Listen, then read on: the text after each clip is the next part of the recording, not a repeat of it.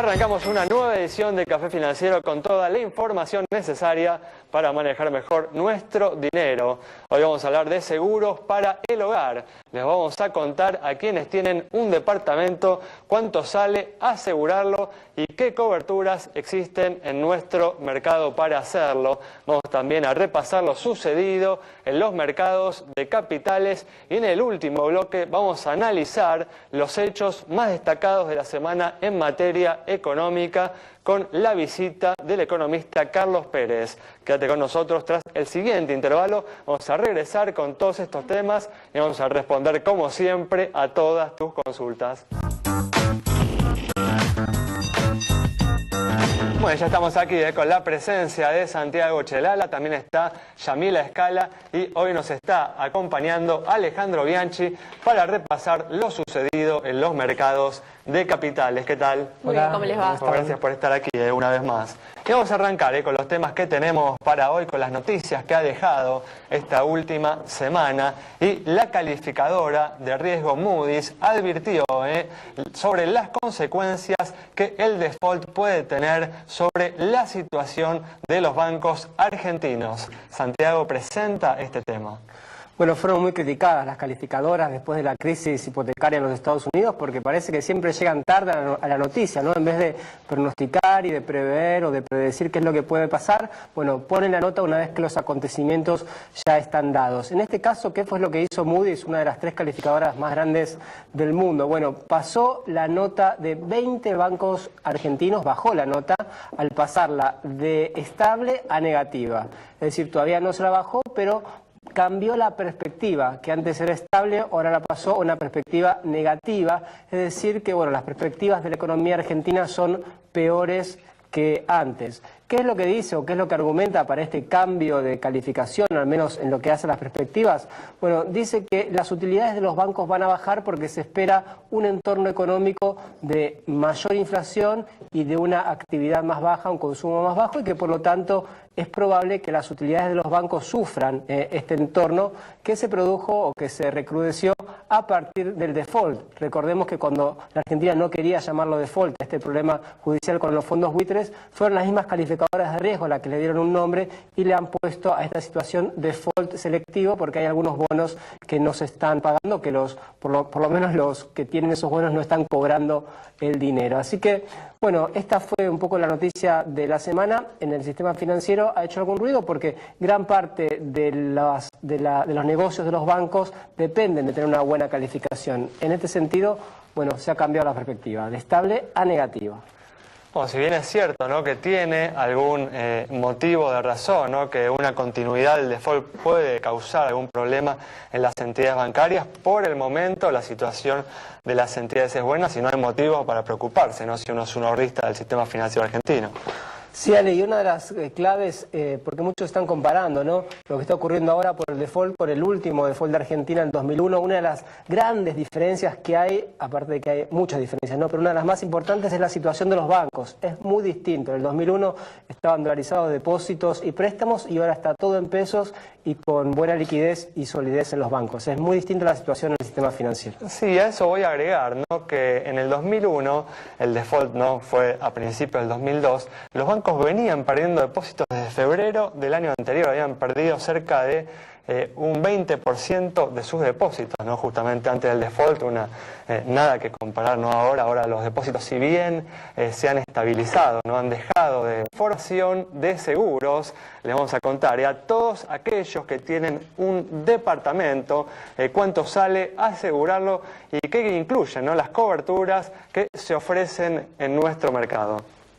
Actualizamos información con el tema de los seguros para el hogar, pero específicamente de departamentos. Vamos a analizar el caso, el ejemplo que les presentamos hoy. Se trata de un departamento de 90 metros cuadrados en Capital Federal con sumas, atención, de 860.000 pesos incendio edificio, 120.000 incendio contenido, 70.000 pesos responsabilidad civil, 15.000 pesos robo general y 15.000 también electrodomésticos.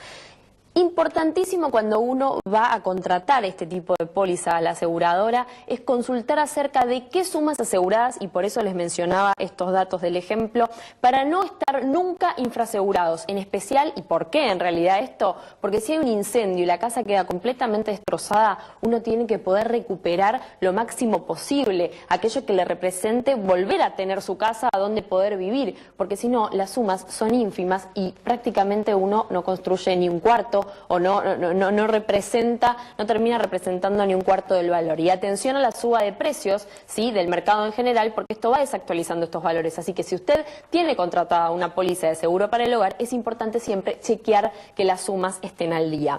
Como les comentábamos, en este ejemplo para 90 metros cuadrados en Capital Federal, arrancamos la más barata con la Holando, 133 pesos por mes, Sancor 139, Allianz 140, Federación 158 y RCA en el mismo valor. Un poquito más arriba hay otras compañías, muchas compañías obviamente ofrecen estas coberturas. Mapfre 159 pesos, Integrity 160, La Caja 161, La Segunda 165 y San Cristóbal 167. ¿Recuerdan el caso de Allianz? 140 pesos. Bueno, en esa aseguradora en puntual ofrece también la posibilidad de asegurar nuestras joyas, ¿sí? Lo que nosotros consultamos fue por un valor de unos 10.000 pesos y ahí nos agregaba un adicional de 17, o sea, 140 más 17, 157 pesos, ahí puede uno asegurar las joyas. El resto de las aseguradoras no los ofrecen, con lo cual es un punto interesante a tener en cuenta si uno tiene que asegurar este bien. Como siempre les decimos, consulte al menos 3 compañías antes de tomar su póliza, en este caso su seguro para el hogar. Sí, realmente interesante, ¿no? Lo de las joyas para aquellas personas que no tienen una caja de seguridad y pueden apelar definitivamente a esa opción que ofrece esa compañía de seguros. Bueno, vamos a comenzar con el repaso de lo sucedido en los mercados de capitales que están expectantes a las negociaciones que ahora han quedado, ¿no?, entre privados en relación al conflicto de la Argentina con los fondos buitre. Bueno, ¿qué nos puede decir Alejandro sobre este tema? Bueno, sí, justamente como comentabas, ¿no?, los mercados están muy turbulentos con esta situación que se está dando en New York respecto del juicio que están haciendo los holdouts. Recordemos, aquellas personas que no entraron en los canjes del año 2005 y 2010 en contra de la Argentina, que recibieron fallos a favor de Griesa en primera instancia y luego de la Cámara en segunda instancia, y finalmente la Corte Suprema no quiso tomar el caso. Y esto lo que determinó es que Argentina debiera pagar 1.330 millones de dólares, pero al mismo tiempo se le pueden venir encima cerca de 16.000 si es que todos los holdouts se avienen, digamos, al mismo fallo.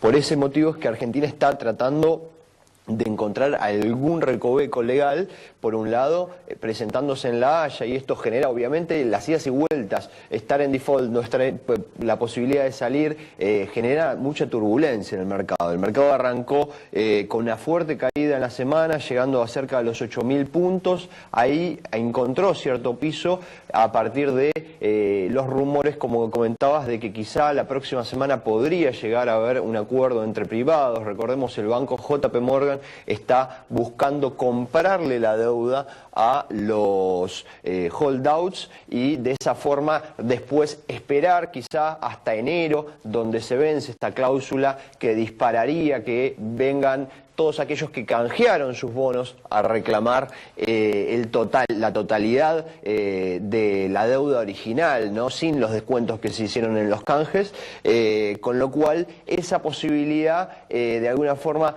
generaba ese piso en el mercado. Y bueno, a última hora del viernes llegaba una nueva audiencia de Griesa que lo que definía era un poco que más de lo mismo, ¿no?, que las dos partes tenían que seguir negociando, y hubo un pequeño reto hacia la Argentina, hacia al abogado de Cleary y Gotiev, para que cesen de hacer manifestaciones que el juez considera que son mentiras o que son falsas, y que lo que se dijo en la audiencia fue que todavía no está considerando tomar, digamos, algún tipo de sanción por esas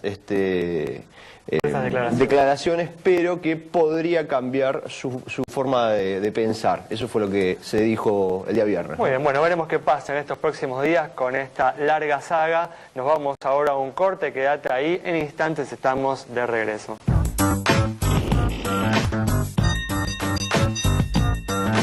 Muy bien, estamos de regreso y vamos a comenzar, como hacemos siempre, a responder las consultas que nos han enviado.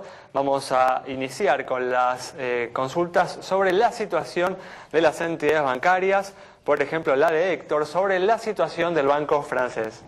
Para Héctor, entonces, un banco de capitales españoles y el tercero en importancia de capitales privados aquí en la Argentina. Vemos sus números en pantalla. Tiene un patrimonio de 8.518 millones de pesos, depósitos por 44.922 millones y resultados positivos, según información del Banco Central, de 1.362 millones de pesos. Como dijimos, los bancos en Argentina están solventes y muy líquidos, tienen muy buenos indicadores tanto de solvencia como de liquidez, así que cara sonriente para el Banco Francés.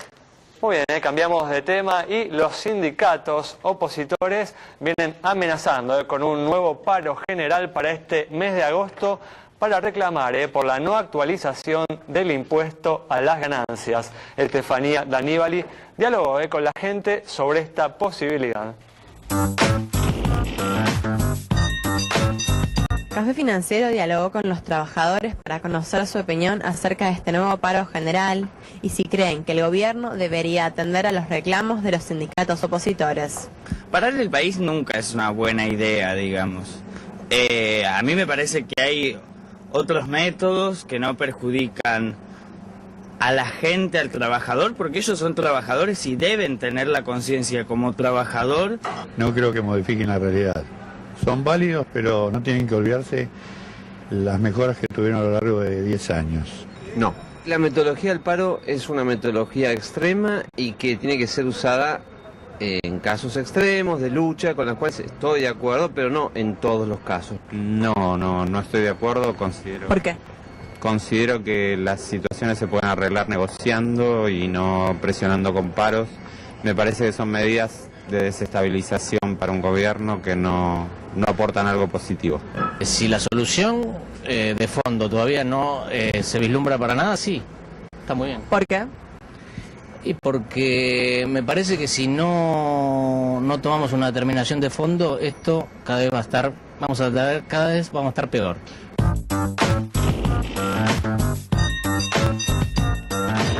Bueno, el gobierno parece no haber decidido aumentar la carga impositiva a los trabajadores de mayores ingresos para hacer frente al importante desbarajuste de las cuentas públicas. En todo caso, quienes están enfrentando una mayor carga impositiva y creen que esta es injusta o es desmedida, tienen una excelente oportunidad en las elecciones presidenciales del año que viene para manifestar su desacuerdo, ¿no? Sí, hay un condimento político muy grande en estos paros. Lo que pasa es que el gobierno también podría hacer lo mismo que hace con las jubilaciones, es decir, poner algún tipo de fórmula para actualizar de forma automática el mínimo no imponible en ganancias y no se sabe muy bien por qué no lo está haciendo.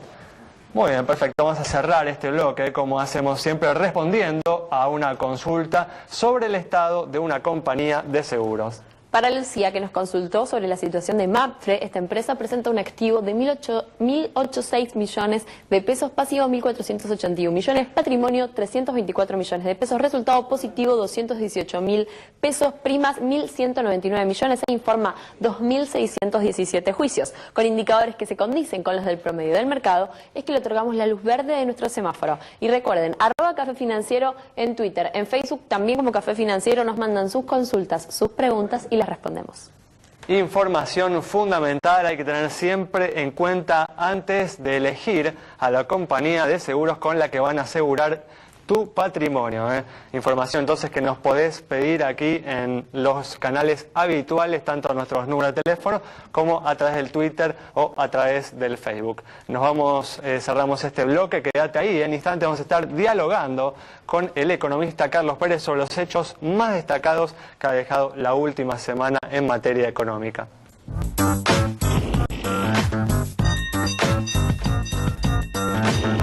Bueno, ya estamos aquí con el economista Carlos Pérez para analizar los hechos más destacados en materia económica de la última semana. ¿Qué tal, Carlos? ¿Cómo andás? ¿Qué tal? ¿Cómo les va a ustedes? Gracias por haber venido. Alejandro, gracias a ustedes por la invitación. Bueno, una semana en la que intentando adelantarse a los efectos negativos que puede tener el default sobre la actividad económica, la presidenta Cristina Fernández de Kirchner hizo un conjunto de anuncios, anunció un paquete de medidas dirigidas en parte a proteger el empleo, también a detener la caída de la actividad industrial y algunos otros objetivos, como por ejemplo también impulsar la actividad inmobiliaria.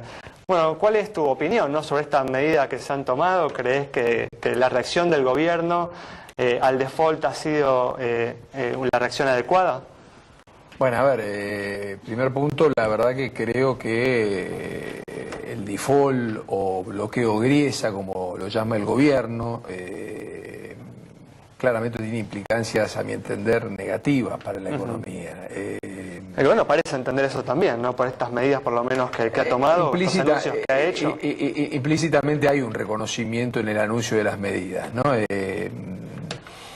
Me parece que digo, uno puede debatir bastante respecto a si este era el camino indicado o no, cuánto es la magnitud del riesgo Rufo, digo, es un tema bastante... Por eso, deteniéndote más en la negociación en sí misma del gobierno con los fondos buitre. Claro, digo, en realidad ahí vas a tener opiniones de todo tipo y de hecho hubieron opiniones del lado no del gobierno, sino desde la oposición, voces que de algún modo creen que el riesgo Rufo es considerable, otros que creen que está sobrevalorado el riesgo Rufo, que es una excusa, incluso algunos. Lo concreto es que, digo, nosotros lo que estamos viendo es que claramente no es un default por falta de capacidad de pago, y que sí es un default parcial, donde lo que está puesto en duda es la voluntad de pago. Tal cual. Porque si bien es cierto que Griesa impide el cobro a los tenedores de bonos discount, también es cierto que el gobierno nacional de la Argentina impide el cobro de la sentencia Griesa, que aceptó la jurisdicción, y ese fallo tuvo 3 instancias, la del juez Griesa, la de la Corte de Apelaciones de Nueva York y implícitamente la de la Corte Suprema de Justicia de los Estados Unidos, con lo cual, digo, me parece que el ingreso de dólares voluntario devenido de este bloqueo, de este impasse o de este default parcial, el ingreso de dólares voluntarios no va a estar. Y al no estar, todo esto impacta en definitiva sobre la actividad económica. Digo, va a tener mayor presión el nivel de reservas internacionales, seguramente va a presionar sobre el dólar blue, sobre la brecha cambiaria, vuelta al círculo vicioso de volver a impactar sobre las reservas internacionales.